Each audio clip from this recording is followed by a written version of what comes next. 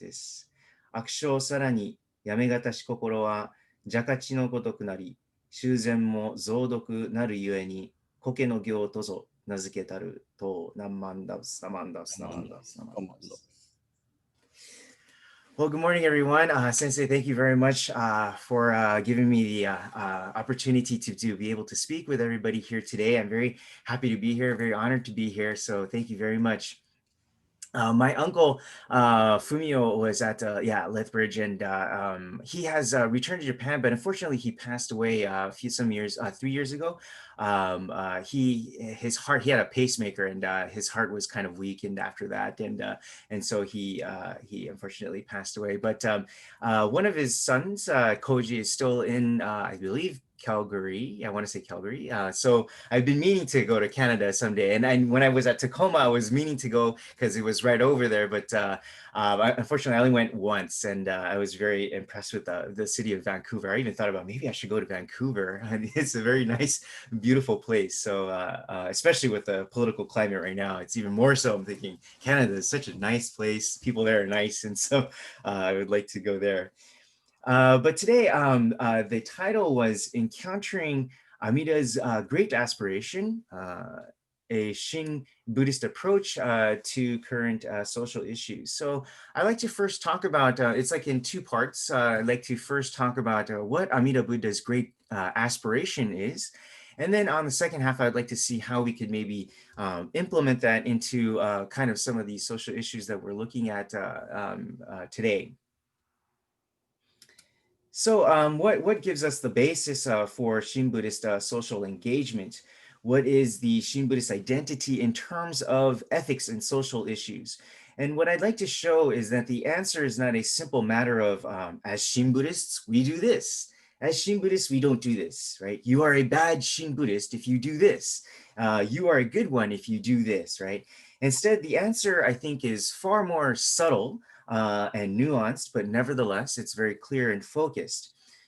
What defines us is not what we do or what we don't do, what is our, but rather what is our religious foundation to our identity as Shin Buddhists. In Japanese, there is a word called yoridokoro.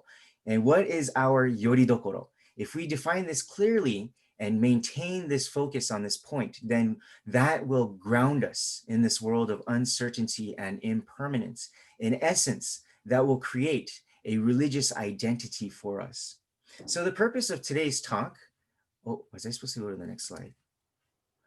So the purpose, sorry about that, I didn't go to the slide, but the purpose of today, which is here at the bottom of the slide of today's talk, is to show that social engagement in Shin Buddhism must begin and end with the central focus on Amida Buddha's great aspiration, or Amida Buddha's great compassion, which in concrete terms means that we reflect on the self as the Bonbu through the Buddha's teachings. And I will explain what the Bonbu is. So next is awakening to great life, Muryoju. When we listen to Amida Buddha's teachings and awaken to the world of infinite wisdom and compassion, we are shaken to our core and we realize a world that is beyond our egocentric self. In order to explain this, I'd like to give a commonly used example. There are two kinds of life. The first life is spelled with a lowercase l, and the second one is spelled with a capital case L. For further distinction, let's call this capital cased life great life. Okay. So when we live our own individual lives, this is the life with a lowercase l. It is a life of egocentricity and reliance on one's own power or self-power. We can live out our entire lives being only aware of this small life. But true religion is speaking to a greater reality, speaking to what we call great life. And this is a life that connects all lives together. And when we become aware of that, we suddenly understand that the focal point of our individual lives was about awakening to the great underlying current that connects all lives. And this great underlying current is called great life. great life. In other words, it is immeasurable life, muryoju, muryoju. It is Amida Buddha. And this becomes the embodiment of true reality that embraces all lives equally. When we awaken to that great life, we then see the significance of our own individual lives as well. But this great life wants all beings to awaken to this understanding that all things are embraced as they are in light and warmth, or what we call wisdom and compassion. The undercurrent of great life that connects all beings together wishes for them to be free from suffering. And this is what we call great aspiration or hongang, hongang. We normally translate hongang to be primal vow. I think you might have seen this in a lot of the maybe liturgical books or books explaining Jodo Shinshu Buddhism, right? And that is correct. It is a primal vow. But another way to understand it, or another way to interpret this, is to say great aspiration. Hon being great, aspiration being gang, negai.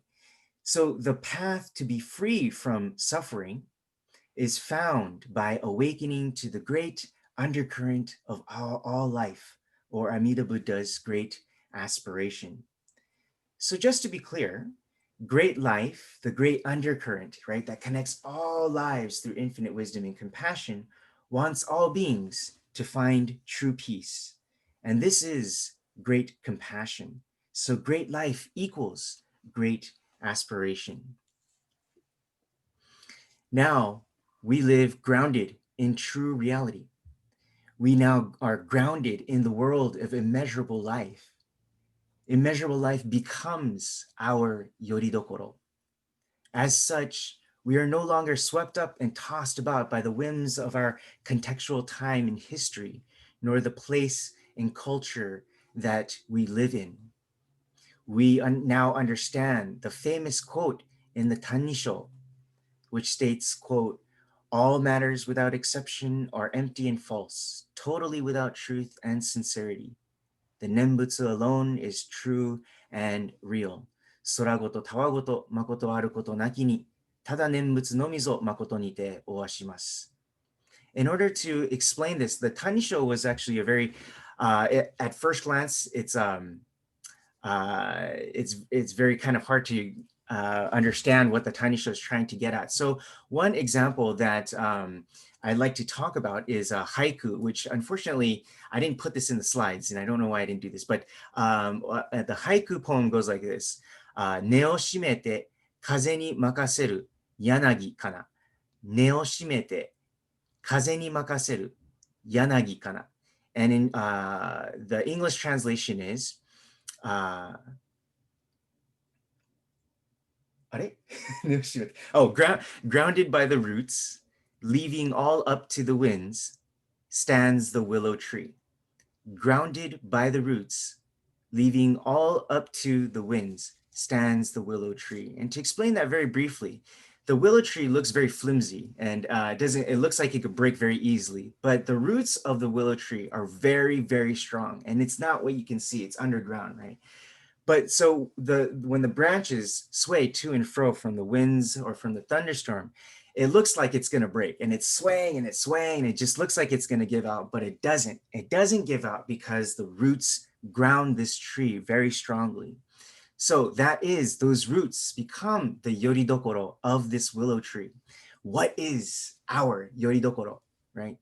It is our spiritual foundation. It is Amida Buddha's great compassion, or what I've been trying to drive at as great aspiration, hongan. So in other words, all things in this world then are impermanent, even such things as justice, peace, equality, things that we've been seeing on the news, right? As long as they are founded on sentient beings' blind passions, they are to be considered empty and false. Only the Nembutsu alone is true and real because it is the access to the world of boundless wisdom and compassion. We are now grounded in true reality, something that far surpasses the world of impermanence and uncertainty, the world of samsara. We can now live in deep gratitude in the Nembutsu teaching, but also live in joy, humility, resilience, and hope. These are the characteristics of a Jodo Shinshu Buddhist. Okay, so that is the first part of what this great aspiration is and what I'm trying to talk about in this first half. And next, I'd like to talk about some of these social issues. As you know, the Black Lives Matter thing was happening all last year. And as we saw on the news, was it last week already now? It's already been a week with the whole thing that went down in the Capitol. We see the discrepancy, right, in the response to certain social issues. And so how then does Buddhism, Shin Buddhism, look at the issue of, say, racial inequality? Okay, so that's something I'd like to talk about next. Okay, so Buddhism has and always been and will always be a religion of introspection. Recently we haven't been flying on planes, airplanes and stuff, but as you know, when you go on an airplane, there's always that, instructional beginning part where they tell you, in case of something happens, right, this is what you have to do, and this is the protocol, and this is the procedure that you have to go through this. And at one point, they explain when the oxygen masks come down, if it does, that you have to put your own mask on first, right? And to get that oxygen flowing to you first. And they even say, don't put your mask on for your children first, or anybody or your loved ones. Put yours on first before you put on anyone else's, right? Uh, um, and so they're saying that the situation in this dire situation is one in which you have to protect yourself first. You have to save yourself first, right? And you can't even begin to think about saving others when you don't, when you yourself are not safe. When you are at danger yourself, you have no capacity to be able to help others unless you first help yourself. And Buddhism is, in a sense, talking about this, right? It is also saying the same thing. You first have to help yourself. You don't have the capacity to help others unless you first help yourself first. If we look at the historical Buddha, Shakyamuni Buddha, he was finding the answer, the resolution to suffering, the self's suffering, right?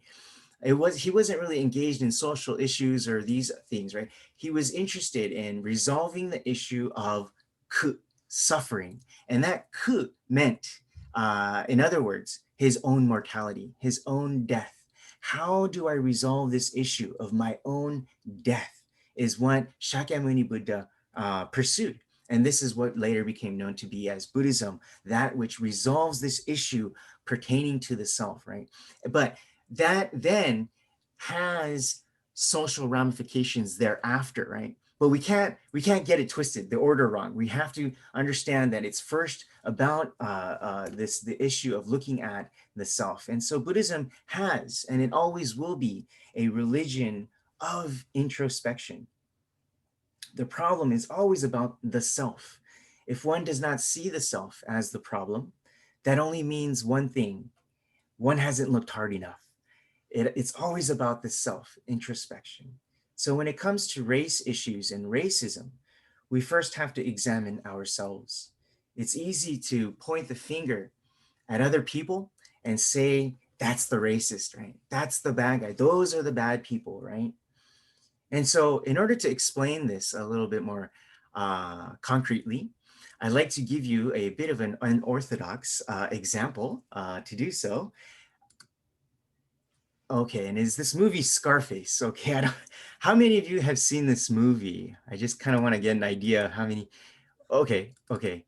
All right, just to kind of set the scene here, there's a couple pictures here, and they're at a fancy kind of pish posh like dinner, right? And then there's all these fancy rich people who are sitting there at the dinner table, and these three people obviously stand out. And Scarface, if you don't know, is a kind of a kingpin. He's a drug a drug dealer. Okay, so he makes it. He's a very rich person now because of the drugs that he sells. Okay, this is what I meant by an unorthodox example.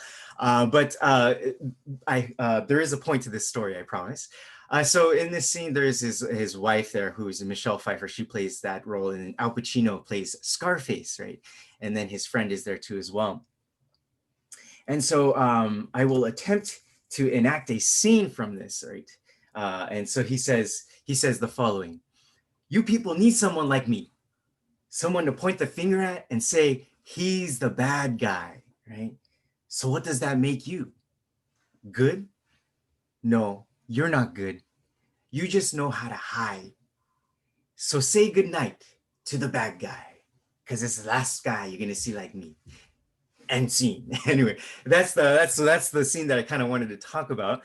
But I like watching movies that make us question, whether we really know what true right and wrong is, what true good and evil is. Buddhism poses this question to us: are we really as good as we think we are? It's always easy to find fault in others, and it's difficult to find fault within ourselves. In fact, we need someone like Scarface in order to feel good about ourselves and tell ourselves, we are the good ones. That's the bad guy over there, right? As in the Gosandai that I read at the beginning, it states, extremely difficult is it to put an end to our evil nature. The mind is like a venomous snake or scorpion. Our performance of good acts is also poisoned, hence it is called false and empty practice. Oh, sorry. So that was the quote there. So Shinan explains here that it's difficult to see our true selves because we are people who commit actions based on blind passions. Even our good acts, so to speak, are considered poisoned with our blind passions and egocentricity. In other words, our greatest ignorance is none other than the ignorance of our ignorance.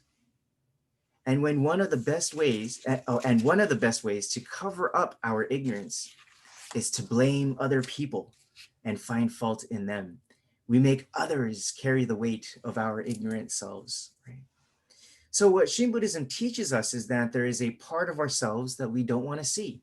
There is a part of ourselves that will find blame and fault in others, and where we will see ourselves that only, where we want to see ourselves as only justified, righteous, and peace loving. Shin Buddhism teaches us, though, that we should look more deeply and honestly at ourselves. It shows us the parts of ourselves that we don't want to see. It challenges our assumptions of who we think we are. This teaching tells us there is racism in ourselves. There are thoughts of discrimination within our own hearts. Rather than to find fault within others and blaming them for having those thoughts, we have to first and foremost look within our own hearts and see those parts within ourselves. Only then can we then even entertain the possibility of positive change. As Buddhists, we have to recognize that we all have ignorance, all of us. No one is an exception to this rule, just like human sexuality. No one is exempt from dealing with this issue. We are all ignorant, but when we honestly and sincerely address this problem, we can then move forward from there in contributing to a society that recognizes, forgives, and seeks cooperation between peoples. Furthermore, what makes you a racist, a misogynist, or a sexist, or how we might negatively treat those with physical or mental disabilities, what have you, is not the thoughts or feelings that well up in you. Those thoughts of discrimination are based on blind passions, and so they come up inevitably. They are, in a sense, shikataganai. There's nothing we can do about that. But it is what you do with those thoughts that make your actions racist, sexist, misogynist. Right? I think some people try to go too far, and to be tolerant, and they say things like, "Oh, I don't see color," or "Oh, I don't see race. I'm above that." They say things like that, right? I think that's not being realistic, and actually, it suppresses one's emotions by saying those things. I think the more realistic approach, the more Shinshu-esque approach, is to say, "I'm an ignorant person. And as an ignorant person, I have thoughts that tend to put my interests before others.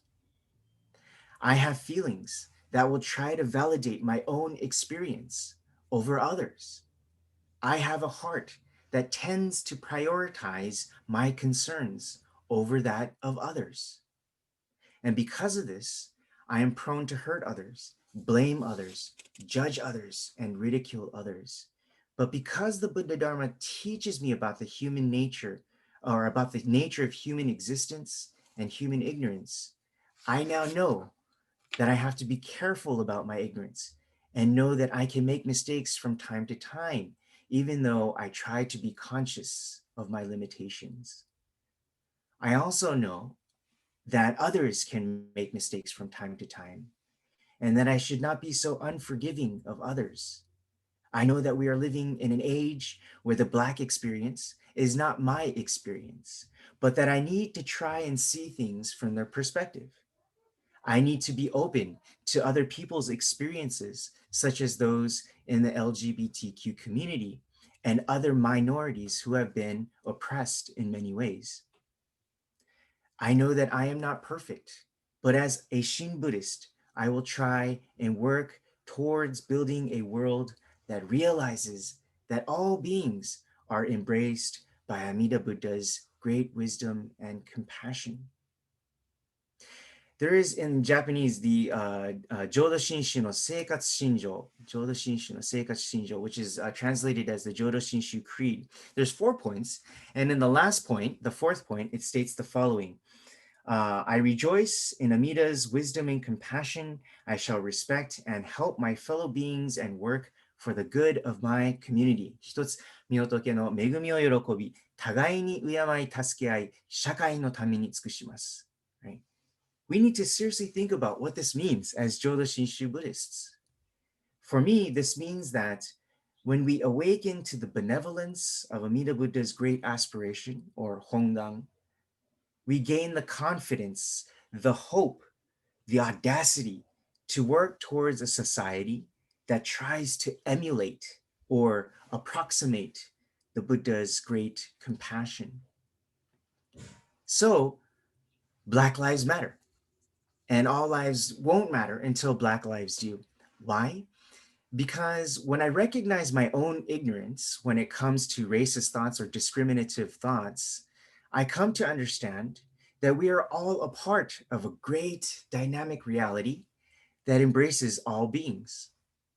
But until I recognize that these parts that I do not want to see exist within myself, until I stop pointing the finger at other people and instead start by looking at myself and realize that the problem begins with me, until I do that, then we will never have the proper conversation to move forward as a people. Through Amida's infinite wisdom and compassion, we are provided the audacity to look at ourselves honestly and live firmly grounded in a dynamic working that embraces us just as we are. So in conclusion then, we are in a time when we need to listen to the teachings of the Buddha Dharma, I believe, and realize that Amida Buddha's great aspiration, or Hongang, is the dynamic reality that should be the center of our lives. When we awaken to Amida Buddha's wisdom and compassion, we awaken to Muryoju, or great life with a big L, great life. And this great life becomes our yoridokoro, our spiritual foundation. Furthermore, when we see that our lives are made possible by the people around us, the things around us, the causes and conditions surrounding us, this is called goen in Japanese, but then we spend more time being more grateful and appreciative of those feelings, rather than entitled and resentful in the face of others. When we see that there is a greater reality that embraces all beings together, we become more humble in our dealings with others around us. But at the same time, we become confident in living and hopeful of the world we live in. This is the Jodo Shinshu identity. Finally, we can and should engage in social issues, but not for the sake of doing them because we feel that we are fighting for justice, peace, equality. These things will be subject to change so long as humans are defining what they think these terms should mean. In other words, justice, peace, and equality are important indeed. But in the end, these two are all soragoto, tawagoto, empty and false, impermanent, as long as they are founded on blind passions. Instead, it is essential for us to use Amida Buddha's great compassion as our spiritual foundation as we navigate in the treacherous and precarious world of social engagement. Amida Buddha shows us who we truly are. Thus, true self-reflection is social engagement. And with that, I would like to end today's talk. Please join me in Gasho. Extremely difficult is it to put an end to our evil nature. The mind is like a venomous snake or scorpion. Our performance of good acts is also poisoned. Hence it is called false and empty practice.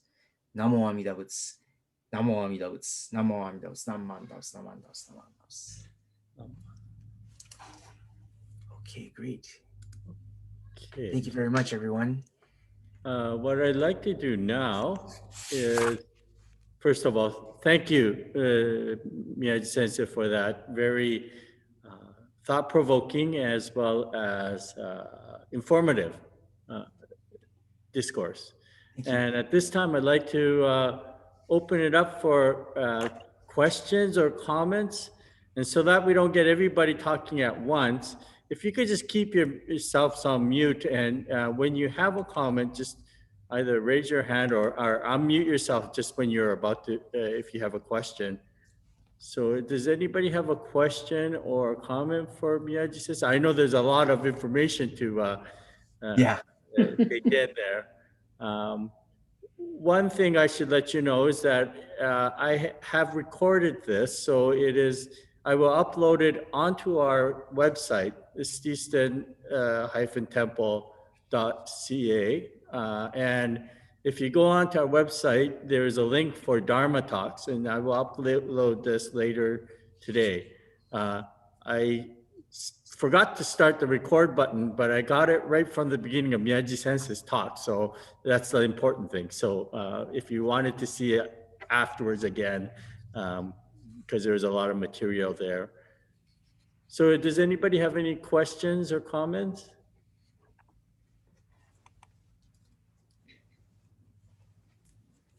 Could be anything. It doesn't have to be necessarily directly linked to this talk. Or how about Roy Sensei? Do you have any comments or questions? Or I think I saw Greg's hand up. Hi, Greg. How's it going? Hi, Miyaji Sensei. Hi. I just wanted to comment that I'm really grateful that you gave this talk with this type of a context. Currently, we are in about our third or fourth week of a study with Reverend Grant, where we're reading a book by the Venerable Thich Nhat Hanh. And I guess it's very easy in theory to read the book, but I think your talk really puts it in the context of what a Shin Buddhist can think of and act in. And so I really appreciate that, because it takes me I feel like it takes me one step further. Thank you. One of the things that I'm kind of wondering is, I feel that this is very helpful to me, but I see a lot of suffering in people around me. And I'm just looking for some help on how to bring others to see and hear these kinds of Dharma discussions and benefit from understanding their suffering. I see a lot of suffering around, and it's really difficult to say, hey, you should come and listen to this without sounding like a religious zealot. But I hear it helps people, and it certainly helps me every day when I hear stuff like this. Thank you. Thank you very much. Thank you. Yeah, It's a tough time that we're living in right now. And I think what happens, particularly in America, there's a lot of, blaming going around and pointing the finger. But, as I mentioned, the you know, part of our identity is formulated by trying to see what we're not, right? Or is it by, so Democrats, for example, I'm not meaning to talk about politics here, but Democrats' identity is a Democrat is because there is a Republican, right? And vice versa, right? And so we have to understand that our identity is formulated or informed by what we believe we are not as well. And that just goes to show all the more reason that we are in the same boat together, and we have to see things in the other person's perspective, and hopefully they can do that for us as well, but we can't control others, right? And so that's the Buddhist approach, I think, I believe, in terms of how we can go about with a lot of these social issues, is to really just try to see it from other people's perspective. That's basically what the main point of it is. And the doctrine, I'm just trying to say that the doctrine is saying that, and that, that we should really take this seriously in terms of understanding interdependence in these things too as well. I see a comment here in the comment box here. The chat, Durgish. Yoridokoro concept. Oh, so it says, can you expand on what this yoridokoro is, the concept, its origin, and its first use? Is it used in Shinto as well? So I can't speak to Shinto, but yoridokoro it's basically used in modern Japanese period, and so it's used in pretty much any context. But I only use the word yoridokoro because when I hear yoridokoro, it's saying that what are you basically relying on, and what are you using? I translated it as spiritual foundation, and so it really is that, what are you using as your anchor that's grounding you within this turbulent world that's turning us to and fro. And so a lot of people think that it's, a certain political ideology. A lot of people think that it's certain people, right? This person. But Buddhism is teaching us all of these things are impermanent. Okay, so truth in Buddhism is unchanging. Truth is unchanging. Everything that is changing is untruth. The human body, this self, sentient being, is impermanent, and as such, it is untruth. So then, what is it then that we use as truth for our yoridokoro, that grounds us, that anchors us? And that's the question, and that's what Shin Buddhism is saying is Amida Buddha's teaching of great compassion. That's the yoridokoro. So I'm sorry I can't answer the question of its origin and its first usage, other than to say that it's found in the Japanese language, and I'm sure it's informed by Buddhist concepts, but it's used pretty much across the board in the language. Oh, thank you very much for Donna's comments. Thank you, dear-san. Thank you. Hi. Let's see, Zone-san or Su's. Wait. Can I make a comment, please? Yeah. Yeah, Roy, go ahead, Roy. Yes, what it is that I just want to make a reference to what Greg had just mentioned at the very beginning. And then I want to kind of look back on the first sentence of Reverend Miyaji's introduction. Extremely difficult is to put an end to our evil nature. And as Greg had mentioned, that he's looking for something to perhaps help us kind of go through this journey. And I'm wondering whether this journey that we're going through is not something external to us. It is internal to us. And as we go through the journey of finding out who we really are, that allows us to begin to share our thoughts with others. And so therefore the beginning is ourselves.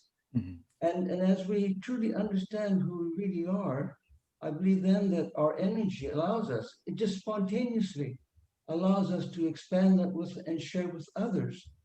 And so coming back to the basic theme is looking at ourselves first. I think we have a huge journey, a very, very difficult journey to find out who we really are. We can say this quite easily, but the true nature, we really haven't evolved that from the Buddha nature that we have within us. Mhm, And mhm. so that's a comment that I like to make, that the journey begins with us. I'm not looking for, we shouldn't be looking for something outside to help us. Yes, if there is something to help us, that would be the calling voice of the Buddha, to listen to the Dharma as we are doing today. It is that which I guess is what will stimulate us to begin to look at ourselves more and more. Thank you. Great, thank you very much. I thought that was that. That's that. Yeah. Susan, did you wanted to, you had to comment? Susan? Yes, I really enjoyed the lectures, and Miyagi Sensei in the beginning, he can connect the Munyoju, Great Life, and Hongan so nicely together, and he also connects to the human mind, actual, to our life, and he also able to connect this philosophy of Amida to our modern daily life is really appreciated. Great. And I thank you very much. Thank you. Thank you. So does anybody else have any questions? I think if I could just make one comment is that there's a Japanese adage that says that children learn from watching the backs of their parents. And basically what that means is it's the action that defines who we are. And I think social engagement is similar, is through our own actions. Not so much what we say, but through our actions, we get socially engaged, if you will. So I think by reflecting or listening to the Dharma, social engagement is sort of a byproduct, an outcome that comes from that, I think. Sensei, could you maybe talk a little bit, right now there seems to be, it almost seems like there's this movement on both sides for extremism seems to be, I don't know, getting more out there in the public eye. You know, whether you watch like Fox News or, you know, the left side, and do you have any thoughts on why extremism and maybe religious extremism, how that is coming about, or why you think our society is going that direction? Yeah, well, one thing that I've been kind of thinking about this too is that you know, we watch the news that we want to watch because these news reinforce our worldview of how we want to see the world, right? And they already know that, you know, the Facebook, the algorithms they're set so that they will feed you news feeds that you would be inclined to watch or that you would be inclined to agree with, and they already they know this and they calculate this, right? And so so that reinforces our worldview, but that means it reinforces our worldview that we are right, and we are the only ones right, and that everybody else then is wrong. And I think that that is dangerous, and that's what's kind of coming to head. I think that that's becoming very evident, that we feel that we are right. And when we feel that we are right, that means that entails with it that other people are wrong, everybody else is wrong. And so I think, again, here, the listening to the Buddha Dharma is crucial because it shows us that, are we really all that right? You know, are we really infallible? You know, because that's not the case that what Buddhism is trying to teach us. When we look at, you know, when we say self-reflection, I'm not saying that we look at ourselves, tadatani, just look at ourselves, right? I can look at myself. I could see where my hand is. I can look at my foot. I cannot see my own face. It has to be an outside source that shows us our true selves, our true naked selves as we are, the parts that we see and the parts that we don't want to see, right? And the only the mirror that does that for us is the teaching of Amida Buddha's great compassion. Buddha Dharma, right? It is the mirror that reflects our true selves. Or it is also the clear pond. I like to use the clear pond example, the clear pond that reflects our true selves, the clear and still pond of the Buddha Dharma that shows us our true selves. This is what Pure Land Buddhism is. And this is why it is essential in today's day and age. We need something that tells us like it is, that tells us the true reality of this, of the state that we are in, and that, and it is not the case that we are infallible. We are fallible. There are parts of us that we are imperfect beings, and we have to come to terms with that. Thank you very much, Sensei. I appreciate that. One question, not question, but a comment. Can I? Yeah. Yes, yes. Okay. Hashimoto-san. The trouble for me is, hi, Hashimoto. Trouble for me is either side. As you said, the other side, this side, two extreme end or two ideas crushes. And right now, I dropped to watch almost one side completely at newscast or information coming in. And that is true going on YouTube's or any other social media. Now, I don't know which is right, which is true or untrue. That's the problem we're in. And I'm getting sick, Yeah. mentally very ill from Canada to watching USA. Because it's not American, countries, it's more like a righteousness and then badness or evil. I don't think that that's the discussion, but I think there is something evil exists. I'm just finding someone is really setting up, or someone is really on purpose planning and making this up. So that fakeness, I'm just really getting really frustrated. So anyway, back to your talk, if you could just one more help for us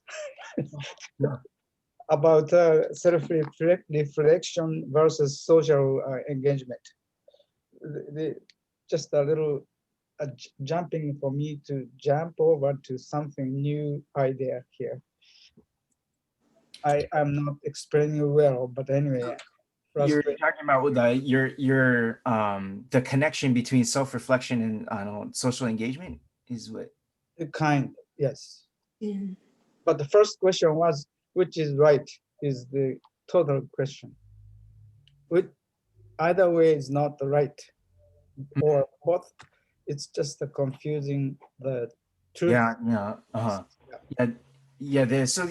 think that ties back into this point of trying to see that the other person has valid points, the other side, and that we're not always right, and trying to understand the other person's kind of perspective, I think, is very kind of important to do in this day and age, where it's very easy to fall into this trap of seeing ourselves as righteous and seeing ourselves as justified or the peace loving, and everybody else is wrong. And I would actually argue that this has been going on since time immemorial.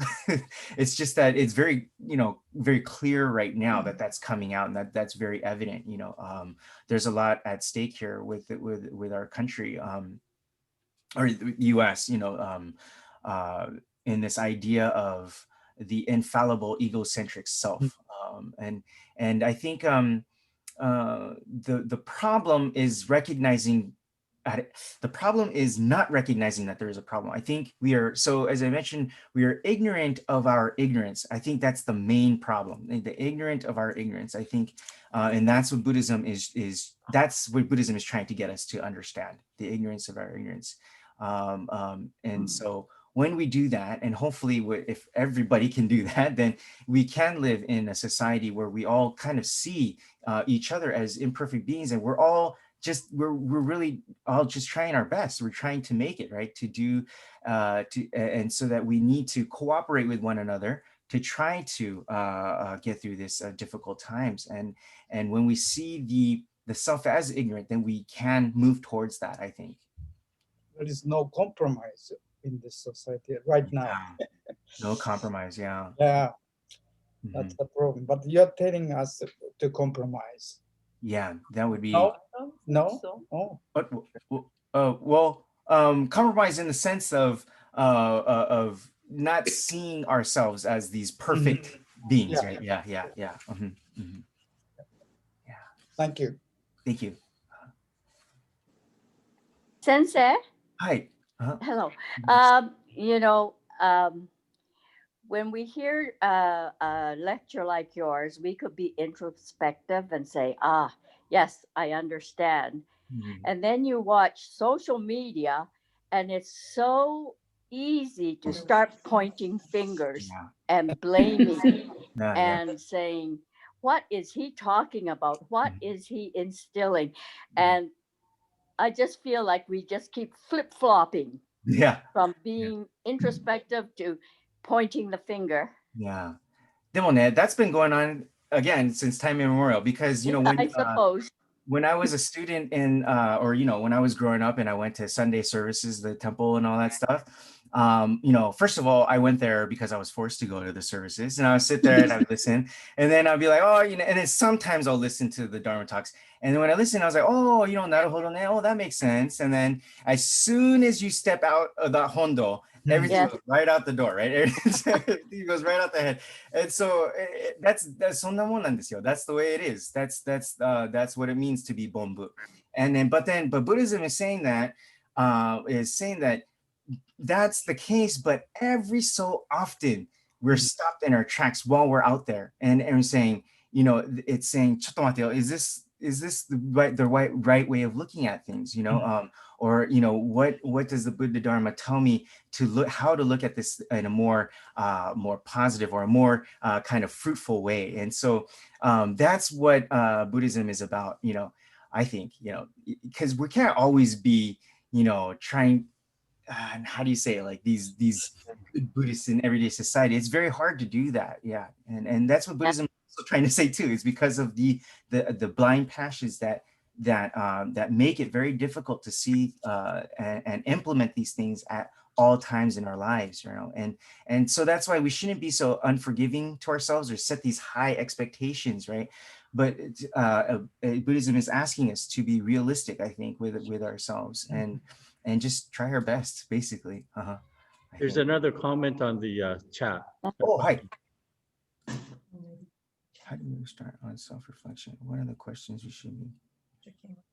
So how do we start on self-reflection, and what are the questions we should be asking? So today's talk was one of the first step, yeah, I think, or one of the first steps, is to see, you know,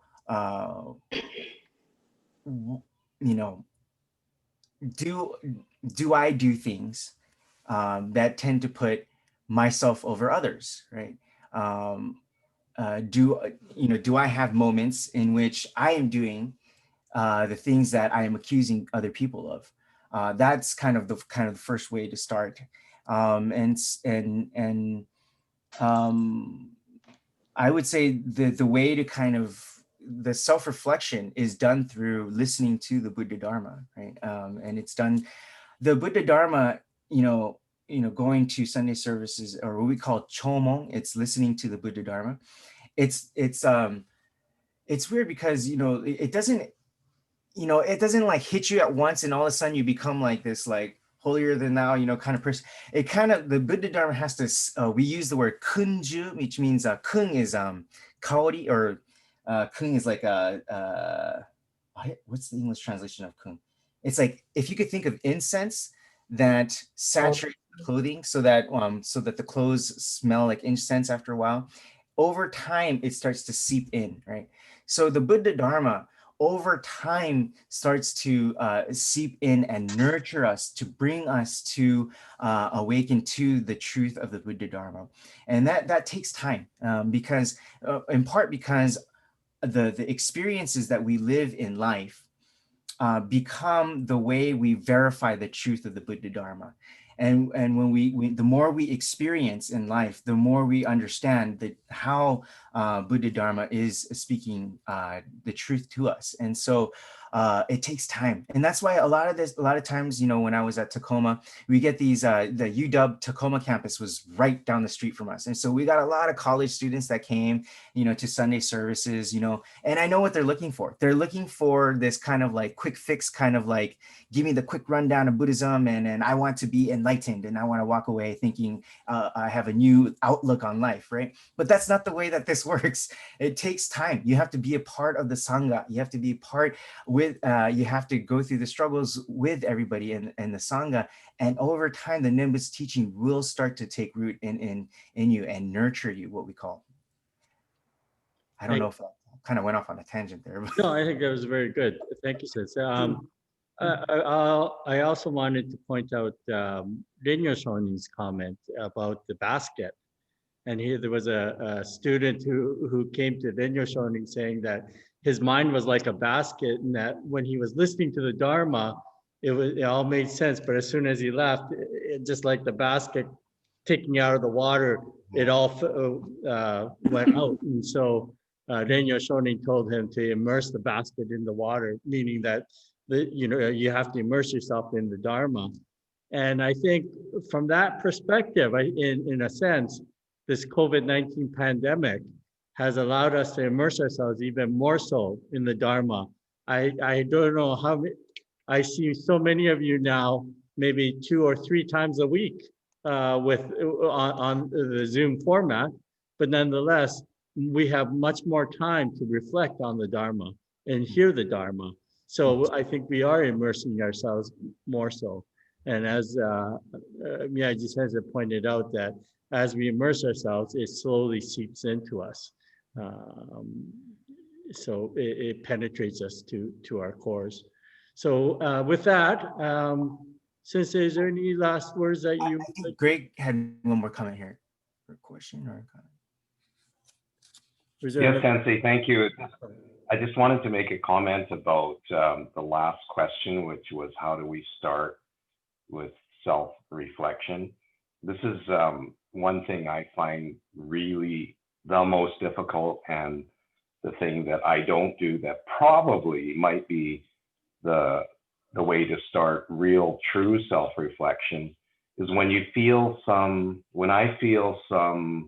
anxiety about something, or I don't like something, I see something, the problem is, or the difficulty is, how do I look at myself and why do I feel that way about that? What is it about myself that makes me react to that? So Black Lives Matter, immediately it's about blaming somebody else's or looking at somebody else's actions. How do I look at myself and what's within me that gives me such a strong feeling about what's going on outside? I think that's really difficult because I still won't do that.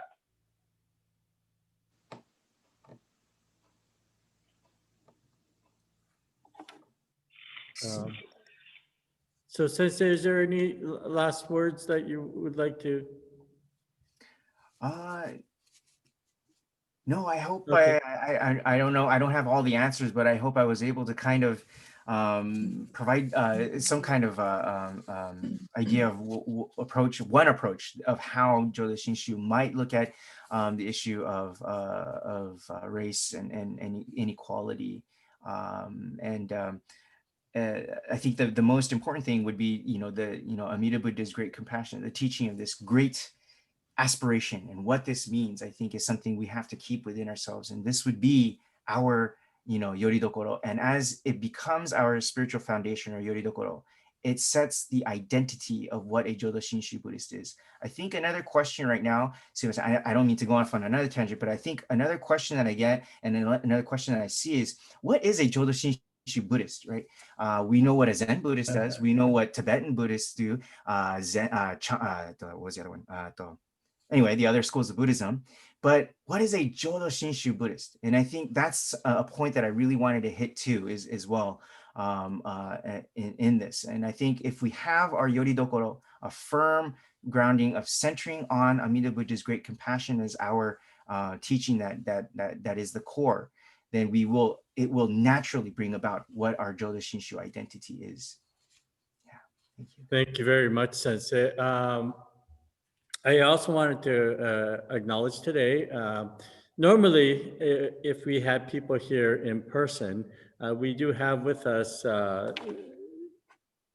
Dr. Bob Akune Sensei from, he's representing the Vancouver Buddhist Temple, but because of the COVID situation, he's representing from home. So thank you, Bob Sensei and Molly for joining us. And also another special acknowledgement to Roy Sensei. As you all are well aware, every week Roy Sensei spends time in our Hondo preparing our Onaijin, and because it is the Hoonko weekend, which is the most important service for Jodo Shinshu Buddhists, it is the memorial for the founder Shinran Shonin, and Roy Sensei has prepared the altar beautifully.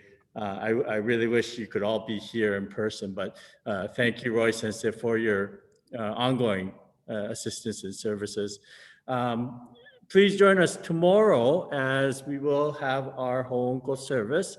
It will be online from 10 o'clock. It will be a joint Japanese and English service. And again, Miyaji Sensei will be our guest sensei from the Southern Alameda County Buddhist Church. But he will be here and he will give the Dharma talk tomorrow for our service. So please do make an effort to join us tomorrow morning at 10 a.m. And thank you again, Sensei, for your talk. And we'll close this morning session with a Gasho Nembutsu. So please join me in Gasho. Amanda, Amanda, Amanda. Thank you very much. And anybody that's in the Stevenson area, if you wanted to come and pick up your calendar, Junichi-san, I got your message on the phone. Just call before you're coming to let Keiko know that you're coming, or myself. And this is the daily calendar that Bukkyo Dendo Kyokai provides. And today's the 16th. So just to give you an idea of what today's message is. 明日に死に、夕べに生まれるならい。Some die in the morning, some are born in the evening, like foam on water. So that's today's passage. But if you wish to come and pick this up, we do have copies at the temple. So just call ahead before you're coming. Okay, thank you. Thank you, everyone. Thank you, Sensei. Thank you. Very much. Thank you. Very good. Thank you. Thank you, everybody. Everyone, stay safe. So Miyaji Sensei, we'll see you tomorrow again then. Okay. All right. So, okay. So I'll go ahead and hang up then. Thank And you. if you have any Thank questions, you. feel free to email me. Okay. Thank Okay. you, Thank you. everyone. See you tomorrow.